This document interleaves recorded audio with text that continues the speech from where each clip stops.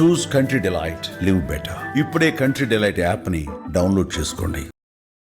నమస్తే, welcome to Suman TV. నేను మీ సాయి భైరి.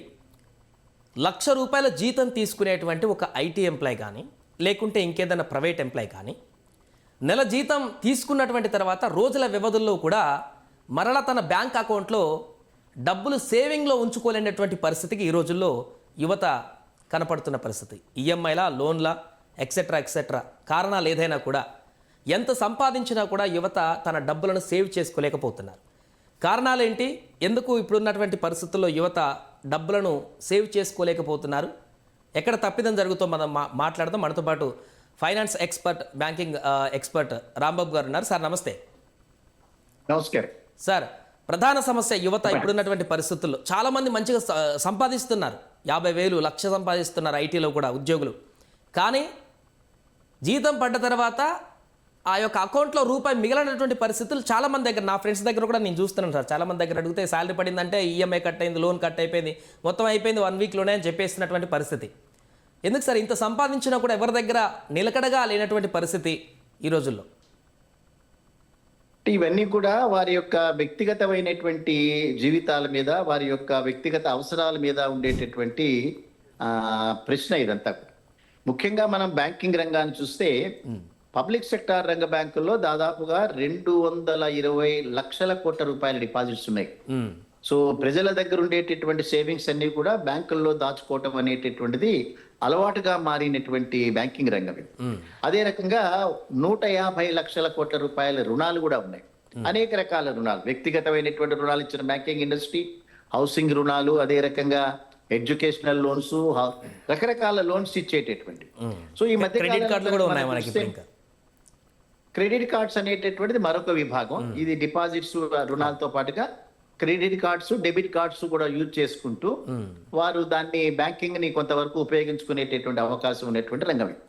అయితే దీనిలో మనం ఏంటంటే చాలా మంది అంటే చదువుకున్నటువంటి యువత, ముఖ్యంగా ఐటీ రంగంలో కానీ లేదా సర్వీస్ సెక్టార్లో కానీ ₹1,00,000, ₹1,50,000 కూడా నెలకు జీతాలు సంపాదించేటటువంటి వ్యక్తులు చాలా మంది ఉన్నారు. సో ఈ వీళ్ళందరిలో కనుక మీరు అనేటటువంటి ఆ సిచ్యుయేషన్ ఎందుకు డెవలప్ అయిందని చూస్తే, వారి యొక్క వ్యక్తిగత అవసరాల్లో కన్సూమరిజం బాగా పెరిగిన తర్వాత ఈఎంఐలు అనేటటువంటిది భారంగా పరిణమించినటువంటి నేపథ్యంలో మాత్రమే ఇటువంటివి జరుగుతాయి. అందులో ఎట్లా వస్తుందని అంటే, చాలా ఎక్కువ వడ్డీ రేటుతో ఉండేటటువంటి రుణాలు, సపోజ్ వ్యక్తిగతమైనటువంటి రుణం ఎవరైనా తీసుకున్నారనుకోండి, దాదాపు 11-12% వరకు కూడా వడ్డీ వసూలు చేసేటటువంటి బ్యాంకింగ్ రంగం. అదే రకంగా హౌసింగ్ లోన్ మీద కూడా 9-9.5% పైన ఉండేటటువంటి. సో ఇవాళ హైదరాబాద్ లాంటి నగరాల్లో కానీ లేదా బెంగళూరు, బాంబే లాంటి నగరాల్లో 80 లక్షల రూపాయలు, ₹1,00,000 లోన్ తీసుకున్నప్పుడు వారు పే చేసేటటువంటి ఇన్స్టాల్మెంట్ ఈఎంఐ ఏదైతే ఉందో అది 30,000, 40,000 రూపాయలు దాటేటటువంటి ప్రమాదం అక్కడ. సో వారు తీసుకున్నటువంటి ₹1,00,000 కొంత ఇన్కమ్ ట్యాక్స్ పోగా, అంటే 40% ఇన్కమ్ ట్యాక్స్ ఆ ప్యాకెట్ లోకి వచ్చేస్తారు వాళ్ళు, ఆ స్టేజ్ లో, ఆ కేటగిరీలో. సో వారు సంపాదించినటువంటి దాంట్లో 40% ఇన్కమ్ ట్యాక్స్ పోగా రిమైనింగ్ 60%లో స్టాట్యూటరీ ఆబ్లిగేషన్స్ అవన్నీ కొన్ని పోగా మిగిలినటువంటి అమౌంట్ ఈఎంఐలు అనేటటువంటి భారం పడుతున్నది వాటి మీద. అందుకని వాళ్ళ ప్రభుత్వ రంగంలో ఉన్నటువంటి బ్యాంకులు డిపాజిట్ రేట్ అనేది 6, 5.5, 7% ఇచ్చిన తర్వాత దాని మీద కనీసం 3% వడ్డీ కలుపుకుంటే గానీ వారు దానికి ఆ స్ప్రెడ్ ముందుకు వెళ్ళలేకపోతున్నారు. ఏమైనప్పటికీ కూడా మీరు అనేటటువంటి ప్రశ్నలో వ్యక్తులు వారి యొక్క ప్లానింగ్ అనేటటువంటిది కరెక్ట్ గా చేసుకోవాల్సిన అవసరం. ఎక్కువ రుణాలు తీసుకున్నంత మాత్రాన ఆ రుణాలని తిరిగి ఎక్కడైనా మదుపు చేస్తేనే వారికి ఏదో ఉపయోగం తప్పిస్తే, తీసుకున్నటువంటి రుణాలను కనుక ఖర్చు పెట్టుకునేటటువంటి వాటిలో కనుక వెళ్తే తప్పనిసరిగా పేమెంట్ అనేటటువంటిది భారంగా పరిణమించేటటువంటి అవకాశం ఉంటుంది. నెలకి 1,00,000 కాదు 2 లక్షలు సంపాదించినా కూడా తనకు ఉన్నటువంటి ఇన్కమ్ ని కనుక సరైనటువంటి రీతిలో కనుక అతను డిస్ట్రిబ్యూట్ చేసుకోకపోతే ఇబ్బందుల్లో పడేటటువంటి, మొత్తం కుటుంబ ఇబ్బందుల్లో పడేటటువంటి ప్రమాదం. ఈ సందర్భంగా ఒక ప్రశ్న సార్. ఇప్పుడు మీరు అన్నట్టు హౌసింగ్ లోన్కి చాలా మంది వెళ్తున్నారు. 1,00,000 జీతం వస్తే వాళ్ళు ఏం చేస్తున్నారంటే ₹1,00,000 పెట్టి ఒక ఫ్లాట్ తీసుకుంటున్నారు హైదరాబాద్లో. ఆ 1,00,000 జీతానికి 30 సంవత్సరాల జీవితాన్ని మొత్తం తాకట్టు పెట్టినట్టుగానే కడుతున్నారు ఈఎంఐలో. సో ఇది అద్దెకు ఉంటే అంత కాకపోవచ్చు, తక్కువలో అద్దెకు ఉండి వచ్చినటువంటి డబ్బుని వేరే ఇంకేమైనా ఇన్వెస్ట్ చేస్తే త్వరగా గ్రోత్ అవ్వచ్చు అనేటువంటి కొంతమంది వాదన కూడా కనిపిస్తుంది. సొంత ఇల్లు కొనుక్కోవడం బెటర్ అంటారా, లేకుంటే చిన్నగా తక్కువలో అద్దెకు ఉండి ఆ వచ్చినటువంటి డబ్బును సేవింగ్ చేసుకొని ఇన్వెస్ట్ చేసుకొని గెట్ ఆన్ అవ్వడానికి బెటర్ ఆప్షన్గా చూస్ చేసుకోవచ్చు అంటారా? ఇప్పుడు రియల్ ఎస్టేట్ రంగం హైదరాబాద్ లోనే కనుక మనం తీసుకుంటే దిల్సుఖ్ నగర్ ఏరియాలోను, కుక్కట్పల్లి ఏరియా, అట్లాగే ఏఎస్ రానగర్ ఏరియాలో ఒక రకమైనటువంటి హౌసింగ్ కాస్ట్ ఉంది. అదే మీరు కోకాపేట లేకపోతే ఈ ప్రాంతాలకు, గచ్చిబౌలి ప్రాంతాలకు వచ్చేటప్పటికి విపరీతంగా 2 కోట్ల రూపాయల లోపల ఎక్కడ మీకు ఒక అపార్ట్మెంట్ ని దొరికేటటువంటి అవకాశం లేదు ఇక్కడ. సో రోజు రోజుకి పెరుగుతున్నటువంటి అపార్ట్మెంట్ ధరలు ఇటు కొంతమందికి మాత్రమే ఉపయోగం. అదే కన్సూమర్ ఒక హౌసింగ్ లోన్ బారోవర్కి వచ్చేటప్పటికి చాలా పెద్ద మొత్తంలో తను లోన్ తీసుకుంటే తప్ప అక్కడ సర్వైవ్ కానటువంటి పరిస్థితి. సో ఒకసారి లోన్ తీసుకున్నప్పుడు చాలా జాగ్రత్తగానే డిస్ట్రిబ్యూట్ చేసుకోవచ్చు. నాకు వచ్చేటటువంటి 2 లక్షల రూపాయల్లో ఒక 50,000 రూపాయలు ఇన్కమ్ ట్యాక్స్ పోగా రిమైనింగ్ 1.5 lakh లో ఒక 50-60 వేల రూపాయలు ఇన్స్టాల్మెంట్ అని. కానీ తర్వాత అతను హౌసింగ్ లోన్ అవైల్ చేసిన తర్వాత అనేక ఖర్చుల్లో కనుక ఇన్వాల్వ్ అయితే ఇది హ్యాంపర్ అయ్యేటటువంటి ప్రమాదం. సో ప్రతి ఒక్క వ్యక్తి కూడా ఎక్కువ ఇన్కమ్ ఆర్జించేటటువంటి వ్యక్తులు కూడా సరైనటువంటి ప్లానింగ్ కనుక చేసుకోకపోతే తప్పనిసరిగా బ్యాంకులు అతన్ని పీడించేటటువంటి పరిస్థితులు పోతాయి. ఎందుకని ఈ అపార్ట్మెంట్ అంతా కూడా మార్టిగేజ్ అవ్వబడి ఉంటుంది. వీటితో పాటుగా కొంత వ్యక్తిగతమైనటువంటి షూరిటీలు ఉంటాయి. సో ఈ పేమెంట్ కనుక ఎక్కడైనా కనుక మొన్న మనకు హైడ్రా ఎంటర్ అయ్యి అనేక మంది ఇల్లు కూలగొట్టేస్తుంది. అవన్నీ కూడా అది ప్లాన్ లో అప్రూవ్ చేసుకున్న తర్వాత కట్టుకున్నటువంటి లోన్లు ఇవాళ బ్యాంకులన్నీ కూడా ముక్కుపిండి వసూలు చేస్తాయి వాళ్ళందరి దగ్గర. సో కొంతమంది ఆ అపార్ట్మెంట్ లో అమ్ముకునేటటువంటి పరిస్థితి, బ్యాంకులే వాటిని బ్యాలెన్స్ చేసేటటువంటి పరిస్థితి.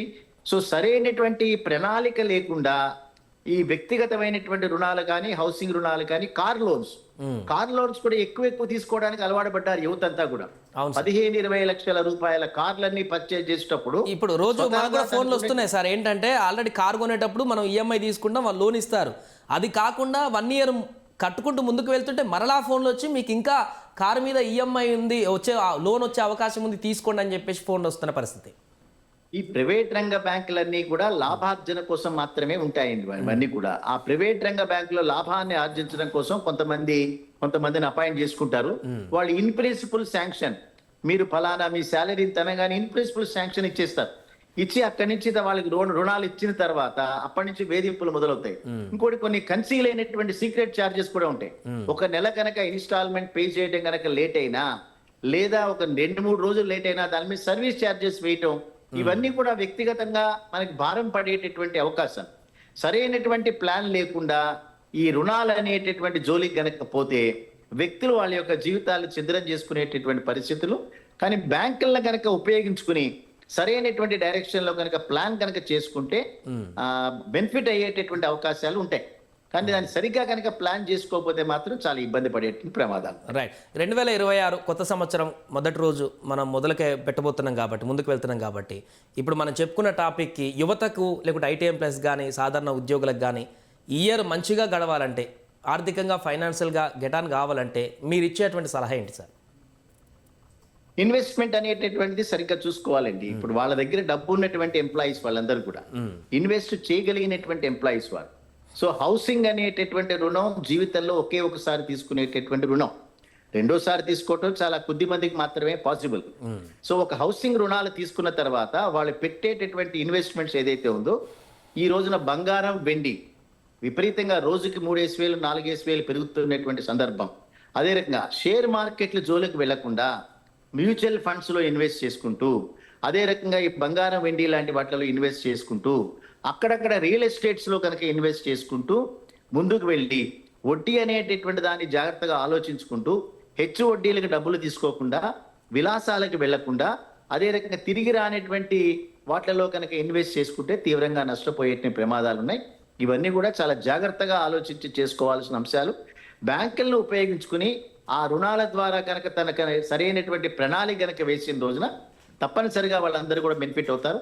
దీనిలో గోల్డ్ అండ్ సిల్వర్ మీద ఇన్వెస్ట్ చేయటం, అదే రకంగా మ్యూచువల్ ఫండ్స్ లో డిపాజిట్ చేసుకోవటం అనేటటువంటిది చాలా చక్కటి ఇన్వెస్ట్మెంట్ గా మాత్రం మనం పరిగణించవచ్చు. Right. Thank you so much sir. మొత్తానికి అది ప్రస్తుతం ఉన్నటువంటి పరిస్థితుల్లో యువత కానీ, ఎంప్లాయీస్ కానీ చాలామంది డబ్బులు ఎర్న్ చేస్తున్నారు కానీ వాటిని సరైన మార్గంలో ఉపయోగించలేకపోవడం కారణంగానే ఈ యొక్క సేవింగ్స్ అనేవి ఉండలేకపోతున్నాయి. అండ్ ఈఎంఐ లోన్స్ వీటి కారణంగా కూడా బర్డెన్ పడుతుంది అనేటువంటి విషయం కూడా మనకు స్పష్టంగా కనిపిస్తుంది. సో మరిన్ని బ్యాంకింగ్ అప్డేట్స్, అదేవిధంగా ఫైనాన్స్ అప్డేట్స్ కోసం చూస్తూనే ఉండండి సుమన్ టీవీ.